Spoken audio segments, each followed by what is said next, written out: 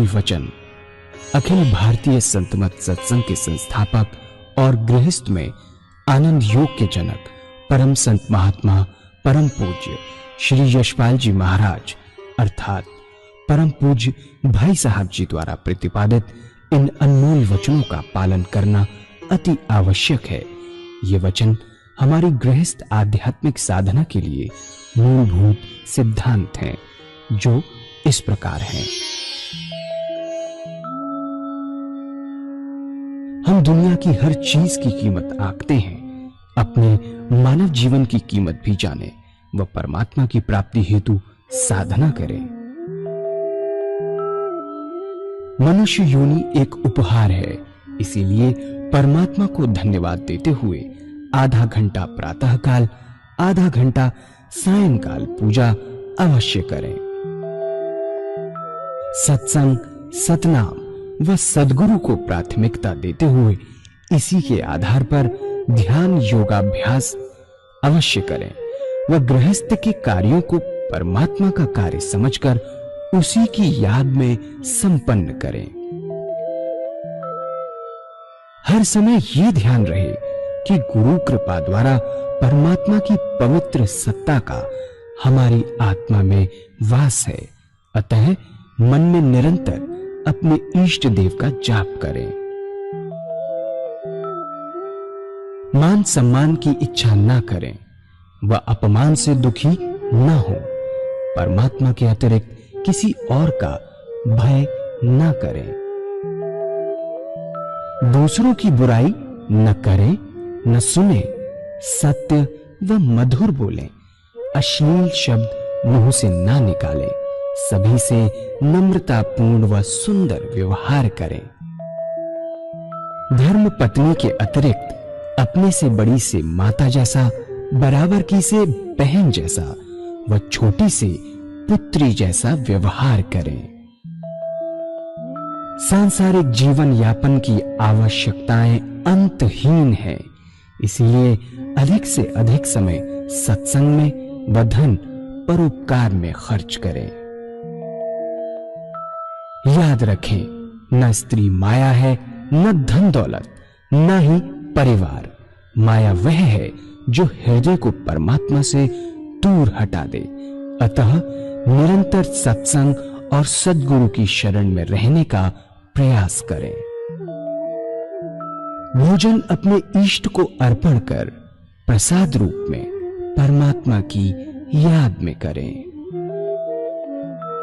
रात्रि में सोने से पहले अच्छे बुरे कार्यों का आत्मनिरीक्षण कर उसका समुचित पश्चाताप करते हुए ध्यान करें व प्रभु की गहरी याद में ही विश्राम करें। परमात्मा तू ही है, तेरी इच्छा पूर्ण हो।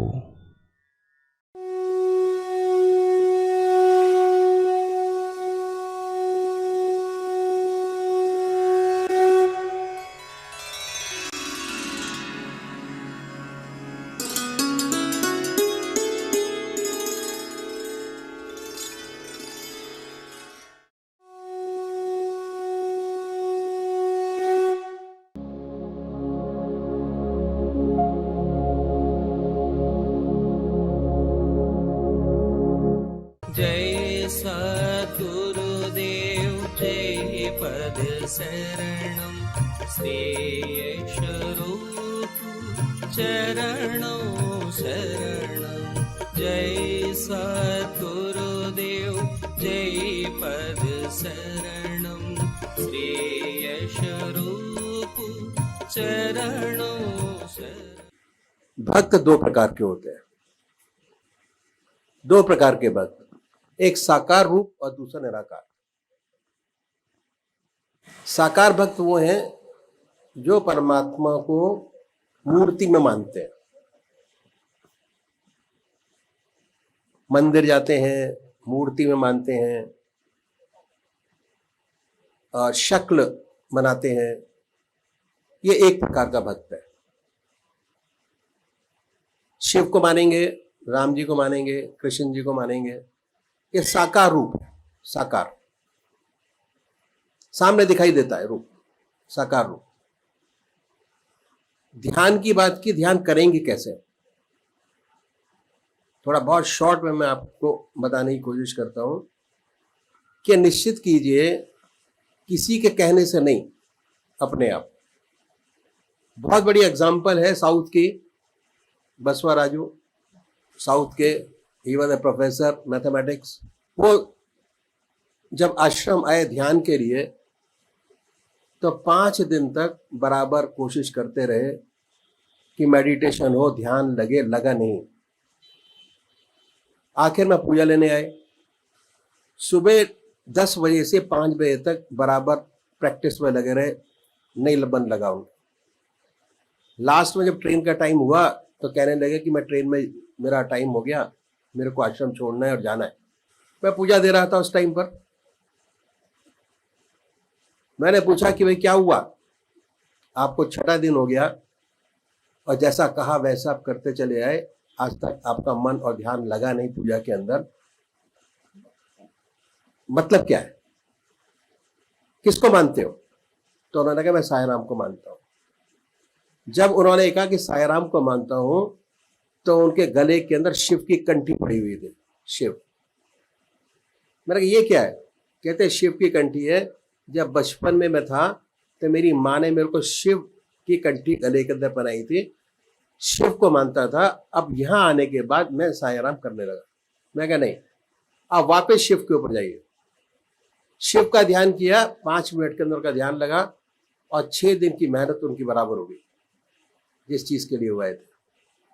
तो ये मन और आत्मा की चीज है।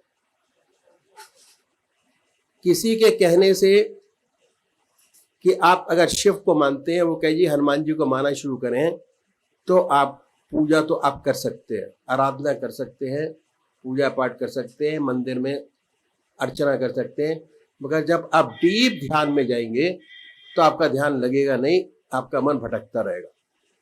इसलिए जरूरी है कि अपनी घर के अंदर वो काम करते हैं जो हम अपनी आत्मा की आवाज से सुनते हैं।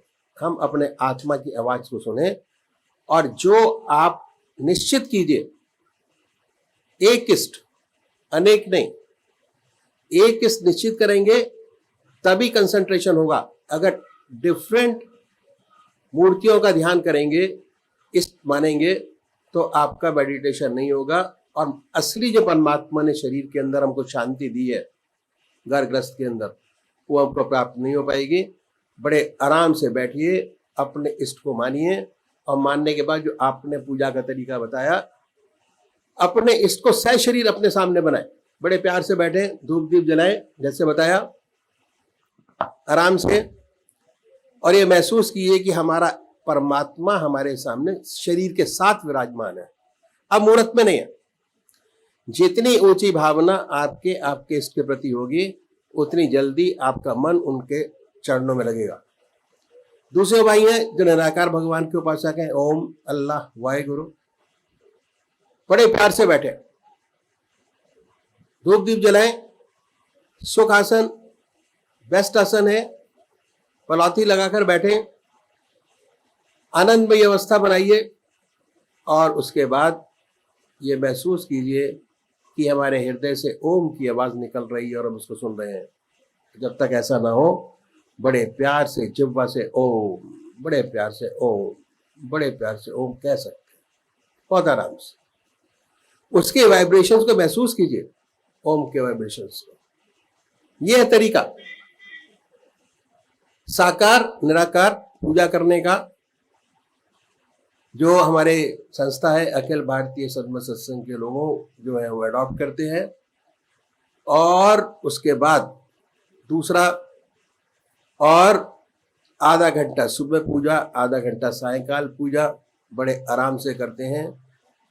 चेंजेस कुछ नहीं करनी, जो आज आपकी जिंदगी ऐसे ही चलेगी, उसके अंदर जो नाम आपका वैसी चलेगा, जो चीजें सारी वैसी की वैसी रहेंगी। चेंज क्या करना है, उसमें 20 मिनट 25 मिनट का मेडिटेशन डालना है, कंसंट्रेशन मेडिटेशन। जो परमात्मा को मानते हैं वो भी इस चीज को मानते हैं, जो नहीं मानते वो भी मेडिटेशन करते हैं।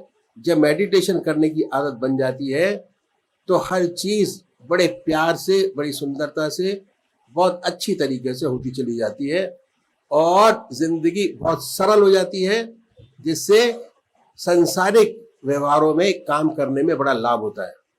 మన సత్సంగ్ సోదరిమణి సునీత గారు చాలా చక్కగా తెలియజేశారు అని చెప్పారు గురుదేవులు.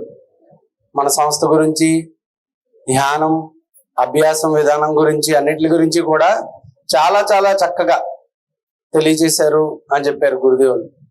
మధ్యలో చిన్న విషయం నేను చెప్తాను అంటున్నారు గురువు గారు. అదేమిటి? ఇందాక సునీత గారు చెప్పినట్లుగానే ధ్యానం ప్రారంభించే ముందు, ఇష్టదైవాన్ని నిశ్చయించుకునే ముందు, మనం ముందుగా మన ఇష్టదైవాన్ని నిశ్చయించుకునే ముందు 2 రకాలైనటువంటి భక్తులు ఉంటారు.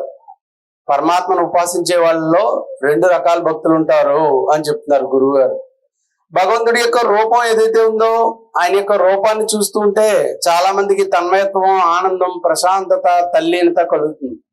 భగవంతుడి రూపాన్ని చూస్తూ చూస్తూ చూస్తూ ఉంటే వారిని సాకార పూజారులు అంటారు. అంటే భగవంతుని యొక్క మూర్తి పైన, ఆయన యొక్క రూపం పైన ప్రేమ కలిగి ఉంటారు వాళ్ళు. 2వ రకం భక్తులు ఉంటారు. వాళ్ళకి నామజపం, భగవన్నామ స్మరణ చేస్తూ చేస్తూ ఉంటే వాళ్ళకి ఆనందం కలుగుతుంది. వారిని నిరాకార పూజారులు అంటారు.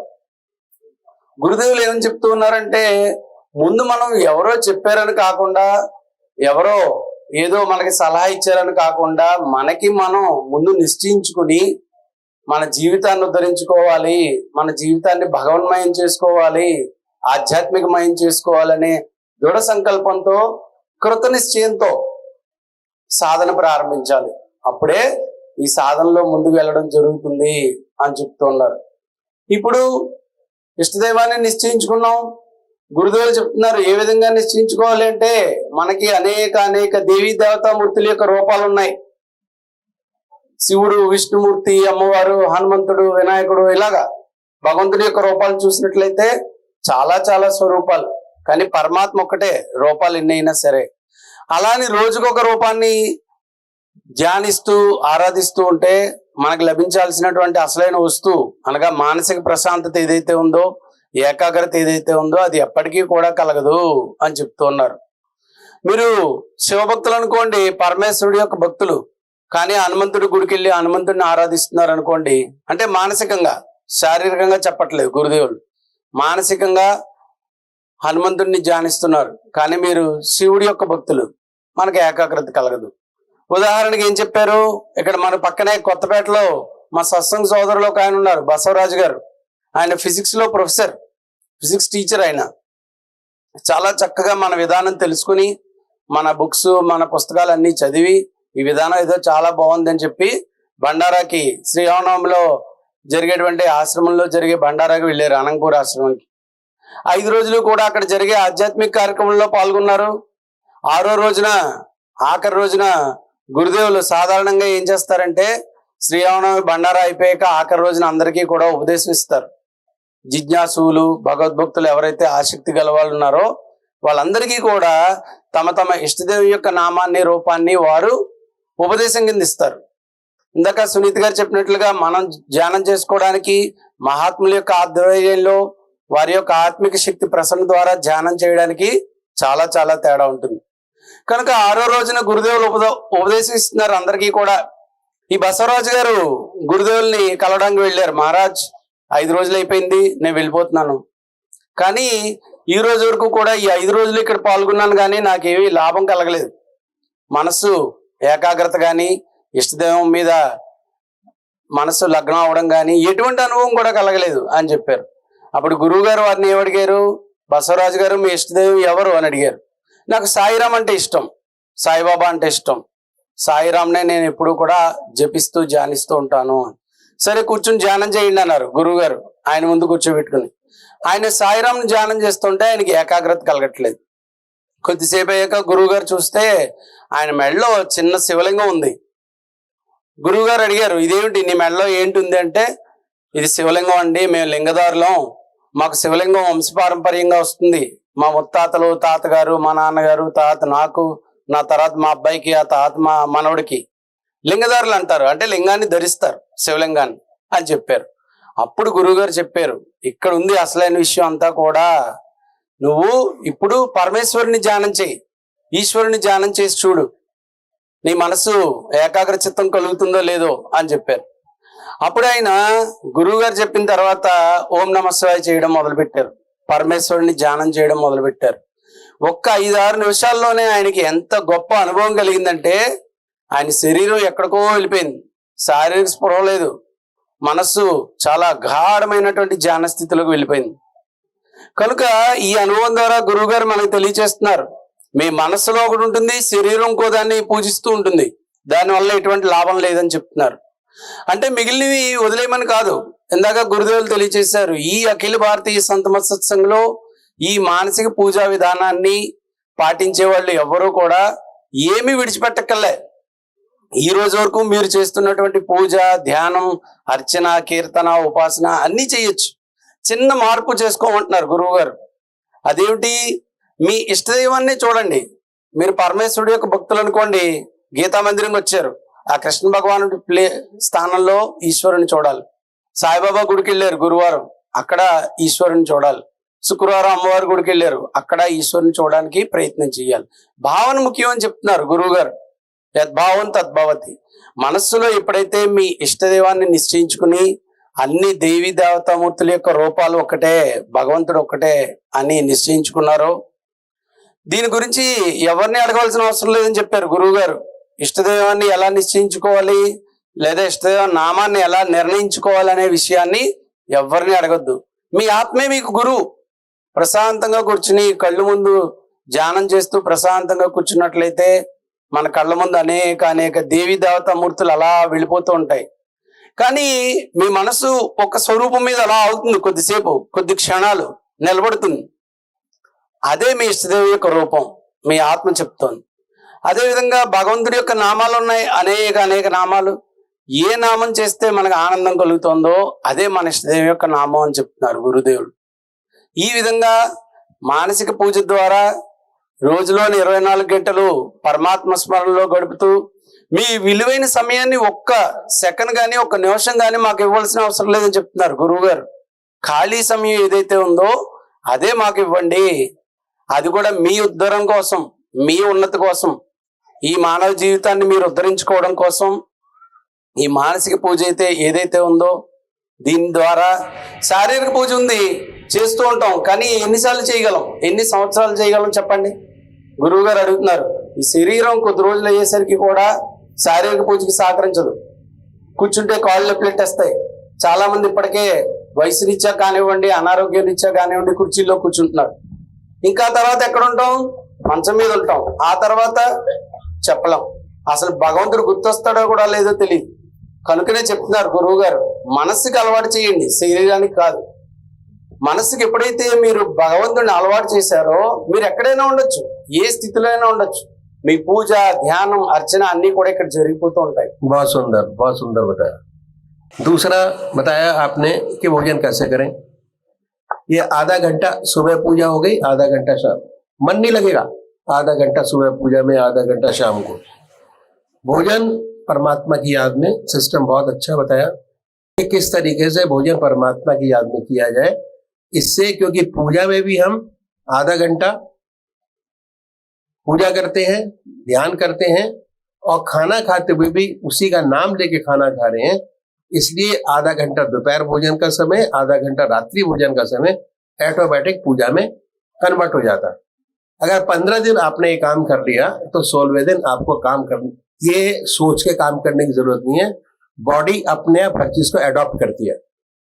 जिस चीज को हम बार बार करते हैं बॉडी अपने आप उसको अडॉप्ट करती है। तीसरी चीज बताई कि सोने से पहले अगर 20 मिनट परमात्मा को दे दें तो बहुत बड़ी बात हो जाएगी, विहार की शुद्धि हो जाएगी। जब दुनिया के सारे काम समाप्त हो जाए, आज भी एक बहन ने प्रश्न किया था कि ग्रस्त के अंदर कैसे हम इस चीज को करें सोने से पहले। मैंने कहा जब ग्रस्त के सारे काम समाप्त हो जाए तब आप अपने बिस्तर पर बैठिए, बैठने के बाद आप अपने इष्टदेव को याद करिए, उन्हीं की याद में सो जाइए। क्या होगा? डरावने सपने आने बंद हो जाएंगे, पहली चीज। दूसरी चीज क्या है? बेखबर होकर सोएंगे, आपको होश नहीं होगा। क्यों? ये मन की आदत है, मन हर चीज को अडॉप्ट करता है, बॉडी अडॉप्ट करती है। अगर आपने सोने से पहले अपने इष्ट को याद किया तो सारी रात आप अपने इष्ट के साथ रहेंगे, सुबह उठेंगे तो बड़े प्रफुल्ल महसूस करेंगे और बहुत लाइट फील करेंगे, क्योंकि जिस काम के लिए हमने किया वो काम मॉर्निंग में पूरा हुआ हमारा। तो 8 घंटे 6 घंटे हमारे जो है बड़े आराम से मेडिटेशन में कन्वर्ट होंगे। और घर का कोई भी काम ऐसा नहीं है जो हम छोड़ के करते हैं। घर के सारे काम जैसे आज कर रहे हैं तब भी वैसे ही करेंगे, जब ध्यान की अवस्था में जाएंगे तब भी वैसे ही करेंगे, और हमारा जीवन बड़ा सुंदर सुरक्षित होता चला जाएगा। ऊपरी चीजों का सिस्टम खत्म होगा, मन इतना स्ट्रांग हो जाएगा, विल पावर, कि बड़े आराम से अपने जीवन को सुंदरता से पूरा कर सकते हैं। भगवान श्री कृष्ण ने 4 विशेष बात बतलाई। पहला आहार की शुद्धि, दूसरा विहार की शुद्धि, तीसरा अभ्यास और चौथा वैराग अभ्यास।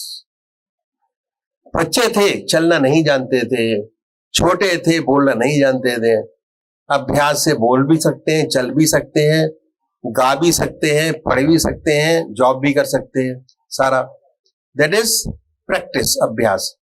हम हर चीज की प्रैक्टिस करते हैं, इसी चीज को छोड़ देते हैं जो कि ये बहुत जरूरी है। परमात्मा ने हमको जन्म दिया इसलिए कि जिसने जन्म दिया उसमें बड़ी सरलता से, जो छोटा बच्चा है बहुत सरल रहता है, कोई मन के अंदर विचार नहीं होता, कोई दुविधा नहीं होती, कोई चीज होती नहीं। अगर उसको मेडिटेशन के साथ आप बैठा दें तो उसको 2 मिनट के अंदर नींद आ जाती है, ही गो एंड स्लीप इमीडिएटली। ऐसे बहुत सी चीजें हैं जो बड़े आराम से मेडिटेशन के साथ, हमारे सत्संग के अंदर बहुत से बच्चे आते गो एंड स्लीप, और जब सत्संग खत्म होता है तो उनकी आंख खुलती है दोबारा।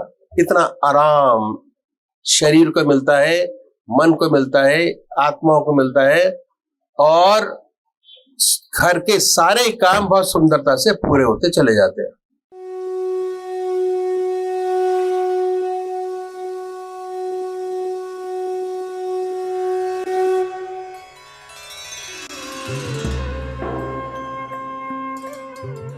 ध्यान योग के कार्यक्रम आनंद योग से निशुल्क जुड़ने के लिए संपर्क करें 9810239677।